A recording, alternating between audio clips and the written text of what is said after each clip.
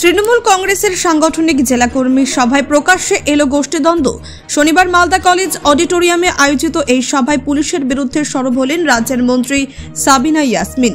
অভিযোগের সুর চড়িয়ে তিনি সভাস্থল ছেড়ে বেরিয়ে যান।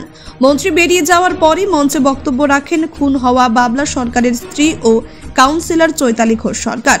তিনি মন্ত্রীর মন্তব্যের পাল্টা জবাব দিয়ে দলের মধ্যেকার সমস্যা প্রকাশ্যে আনেন। সভায় উপস্থিত কর্মীদের একাংশ ভিতরকার দ্বন্দ্বে ক্ষোভ প্রকাশ করেন। মন্ত্রী কেন পুলিশের ভূমিকা নিয়ে ক্ষুব্ধ সেই নিয়েও প্রশ্ন উঠেছে। তবে এই ঘটনা তৃণমূলের অন্দরে যে অসন্তোষ ও মতবিরোধ বাড়াচ্ছে তা স্পষ্ট। আসন্ন নির্বাচনের আগে এই ধরনের ঘটনা যে দলের জন্য অস্বস্তির তা নিয়ে রাজনৈতিক মহলে চলছে চর্চা। ব্যুরো রিপোর্ট, নির্ভীক বার্তা। বলাটা তৃণমূল কর্মী পরের কথা, সাধারণ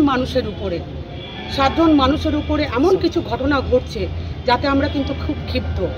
আমরা সাধারণত কি এতদিন দেখে আসছি যে মানুষ পাবলিক রিপ্রেজেন্টেটিভের উপরে ক্ষুব্ধ হয়, তাদের ভূমিকায় ক্ষুব্ধ হয়। কিন্তু আমি যেহেতু খুব গ্রাসরুট লেভেলে কাজ করি, বুথে নেমে কাজ করি, মানুষ কিন্তু পুলিশ প্রশাসনের উপরে ক্ষিপ্ত। বিরোধী রাজনৈতিক দলের হয়ে পুলিশ কাজ করছে বলে দেখুন, আমরা পুলিশ এখানে বিরোধী বা স্ববিরোধী নয়, পুলিশ প্রশাসন নিউট্রাল কাজ করবে এবং সাধারণ মানুষের কথা শুনবে, যেটা লিগাল সেই কাজটা করবে। এখানে বিরোধী বা আমরা পুলিশের কাছ থেকে কোনো দিন, আমি ব্যক্তিগতভাবে কোনো দিন কোনো ইস্যু নিয়ে ফায়দা লুটার চেষ্টা করিনি কোনো দিন, এবং ইললিগাল কাজকে সমর্থন করিনি। কিন্তু যেভাবে আজকে সাধারণ মানুষ পুলিশের বিরুদ্ধে কথা বলছে, আমরা বিভিন্ন বুথে গিয়ে যেভাবে শুনতে পাচ্ছি এবং যেভাবে অ্যাকশন নিচ্ছে, তাতে কিন্তু আমি একজন এমএলএ হিসেবে আমি ভীষণ অসন্তুষ্ট। কারণ মানুষকে সুস্থ প্রশাসন তুলে দেব, এটাই হচ্ছে আমাদের নৈতিক দায়িত্ব এবং কর্তব্য।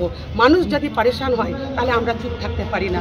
আমি আপনাদের মাধ্যমে আমি অনেক সব জায়গাতে সব লেভেলেই বলার চেষ্টা করেছি।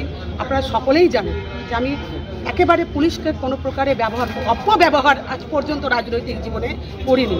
কিন্তু আজকে সাধারণ মানুষ কিন্তু প্রশ্ন করছে। প্রচুর দেখুন, আমার আজকে আমি একটা বলছি, কালিয়াচকে 7 দিন থেকে 7টা স্করপিও চুরি, 7 দিনের মধ্যে 7টা স্করপিও চুরি, সিসিটিভি ফুটেজ রয়েছে এবং ল্যাপটপ নিয়ে তারা তালা খুলছে, লক খুলছে। এবং এই 7-8 দিনের মধ্যে 8-10টা গোডাউনে টাকা রাখা থাকছে, সেই গোডাউন থেকে টাকা চুরি হয়ে যাচ্ছে। কোথায় ইন্টেলিজেন্সি আমাদের?